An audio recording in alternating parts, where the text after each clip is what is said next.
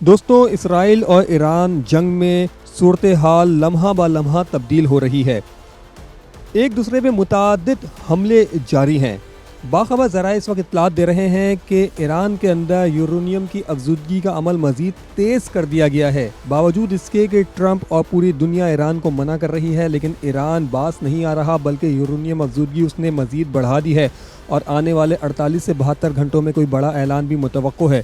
گو کہ یہ خبر اب تک ہم نے آپ کو نہیں دی تھی کیونکہ سوشل میڈیا پہ افواہوں کا بازار گرم تھا، لیکن اب صورتحال یہ ہو چکی ہے۔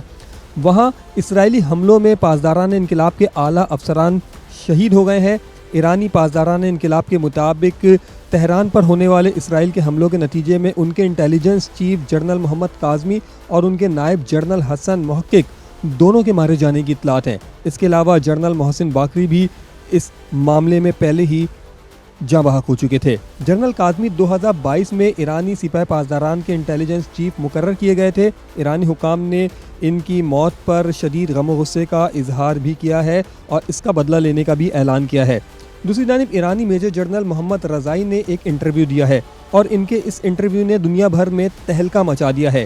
انہوں نے اپنے انٹرویو میں بہت سی باتیں کی ہیں، جس میں سے 2-3 باتیں میں آپ کو بتا دوں۔ پہلی بات تو یہ کہ انہوں نے بہت بڑا ایک کھلبلی مچا دی ہے۔ انہوں نے کہا ہے کہ اگر تہران پہ اسرائیل کی جانب سے ایٹمی حملہ ہوتا ہے تو اس کے جواب میں پاکستان جو ہے وہ اسرائیل پہ ایٹمی حملہ کر دے گا۔ اب یہ کوئی عام شخصیت یہ بات نہیں کر رہی، بلکہ ایرانی میجر جنرل محسن رضائی یہ بات کر رہے ہیں، اور اس کے فوری بعد خواجہ آصف کا ایک رد عمل آتا ہے۔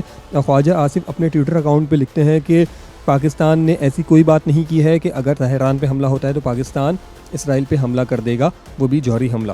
اچھا، اب محسن رضائی نے جو انٹرویو دیا ہے اس میں انہوں نے مزید بھی کچھ باتیں کی ہیں، وہ بھی ذرا سنیے گا کہ انہوں نے بتایا ہے کہ جو ایران پر حملے ہوئے ہیں، خاص طور پہ تہران میں جو شروعات کے حملے ہوئے تھے، یہ حملے چھوٹے ڈرونز، مائکرو ڈرونز کی مدد سے کیے گئے، اور انہوں نے انٹیلیجنس ناکامی کا اعتراف کیا ہے۔ جو ہم نے دیکھا کہ ایران کے اندر انٹیلیجنس ناکامی ہوئی ہے، ان کے بقول مختلف گھروں کی چھتوں پر خفیہ طور پہ ڈرون رکھے گئے تھے اور یہ ڈرون کہیں دور سے آپریٹ کیے گئے اور انہوں نے قریبی ٹارگٹ کو اچیو کیا ہے، یعنی کہ یہ ڈرون تہران کے مختلف گھروں کی چھتوں پر تھے جو اسرائیلی ڈرون تھے اور وہیں سے چلے اور تہران میں لگے۔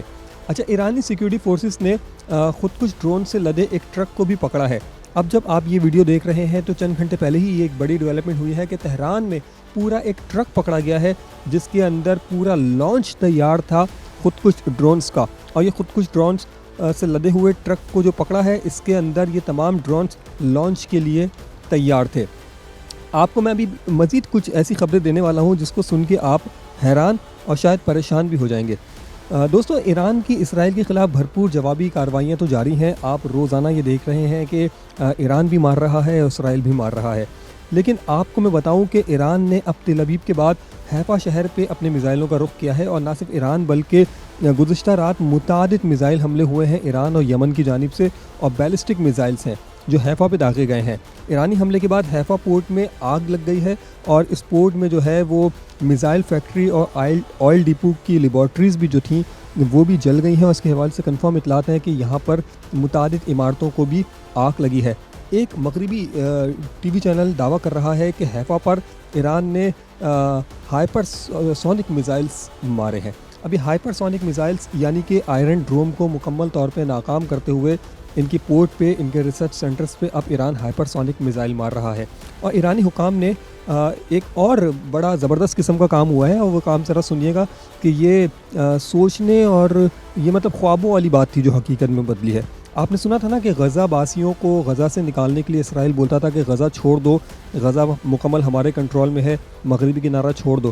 اب ایران کہہ رہا ہے کہ یہودی آباد کاروں کو خبردار کیا ہے ایران نے کہ اگر وہ اپنی جان بچانا چاہتے ہیں تو پورا مقبوضہ فلسطینی علاقہ چھوڑ دیں، ورنہ وہ ان کو نہیں چھوڑیں گے۔ اب یہ دیکھیں کتنی بڑی بات ہوئی ہے۔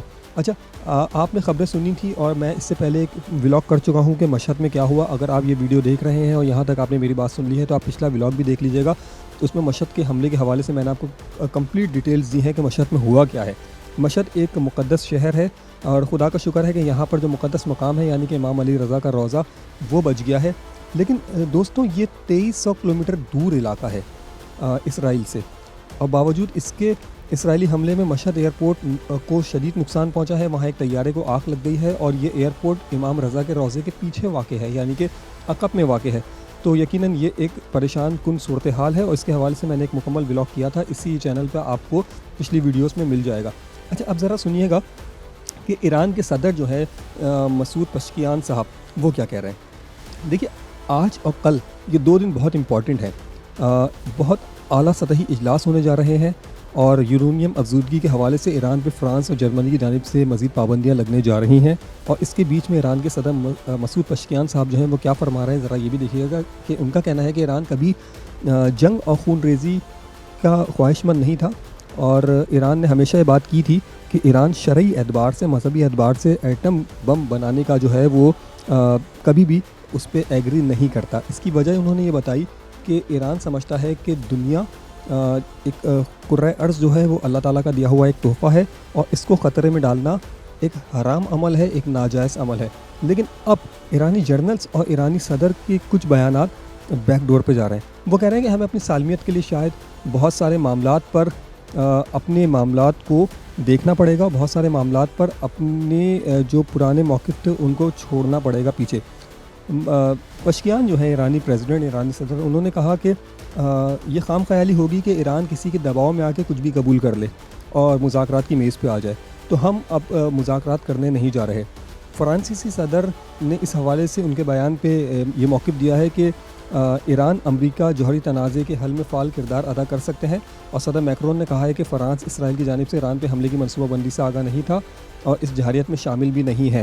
اچھا, فرانس کے صدر نے یہ اس بیان کے بعد دیا ہے جس میں منظور پشکیان نے کچھ بیک اسٹیپ لیا ہے. آپ میری بات کو سمجھ گئے ہوں گے, میں نے بہت محتاط لفظوں میں بہت نارمل یہ بات کی ہے اور آگے آپ زیادہ سمجھدار ہیں. اچھا, ایرانی وزیر خارجہ عباس عراقچی کی حوالے سے تو خبریں آپ نے کل سن لی تھی کہ انہوں نے اسرائیل کے ساتھ تنازع کو دیگر ملکوں تک پھیلانے سے منع کیا تھا. انہوں نے کہا تھا ہم دیگر ملکوں تک نہیں پھیلانا چاہتے, اور وہ تہران میں جو ہے وہ غیر ملکی سفیر سے انہوں نے کل ملاقات بھی کی اور کہا کہ جوہری پروگرام پہ معاہدے کے لیے سفارتی کوششوں پہ توجہ دے رہے تھے, لیکن ہماری کوششوں پہ جارحیت مسلط کی گئی ہے اور اب ہم اپنے دفاع کا حق محفوظ رکھتے ہیں. اس اسٹیٹمنٹ سے بھی آپ آگے کی صورتحال سمجھنے کے قابل ہوں گے یقیناً دوستوں کہ اب یہ ایران کی جو اعلیٰ قیادت ہے یہ کس جانب جا رہی ہے. اچھا, ایک یہ خبر سنیے کہ ڈونلڈ ٹرمپ صاحب جو ہیں انہوں نے کہہ دیا ہے کہ وہ اسرائیل کو ہر صورت سپورٹ کریں گے. دوستوں, بالآخر دہشت گردی کی جو بھی آپ اس کو توجہ پیش کر دیں, دہشت گردی ہی ہوتی ہے. دیکھیے کہ اسرائیلی وزیر اعظم متعدد بار امریکہ سے رابطہ کر رہے ہیں, لیکن امریکہ نے تاحال اس جنگ میں براہ راست کودنے سے منع کیا ہے. لیکن اسرائیل نے ایران کے خلاف جنگ میں امریکہ سے دوبارہ بھی مدد مانگی ہے اور اسرائیلی حکام نے ٹرمپ انتظامیہ سے کہا ہے کہ وہ ایران کے خلاف جنگ اور جوہری پروگرام کو ختم کرنے میں اسرائیل کا ساتھ دیں اور شامل ہو جائیں. لیکن فی الحال ہم دیکھ رہے ہیں کہ جب ایران نے اتنا بھاری رسپانس دیا ہے تو اس کے بعد ڈونلڈ ٹرمپ کا لہجہ بھی تبدیل ہو رہا ہے اور امریکی موقف میں بھی کہیں نہ کہیں تبدیلی آ رہی ہے. آئندہ 48 سے 72 گھنٹے بہت اہم ہیں, بہت اہم خبریں آ سکتی ہیں. دونوں ممالک ایک دوسرے پہ حملے جاری ہیں اور بہت بڑی خبریں آنے والی ہیں.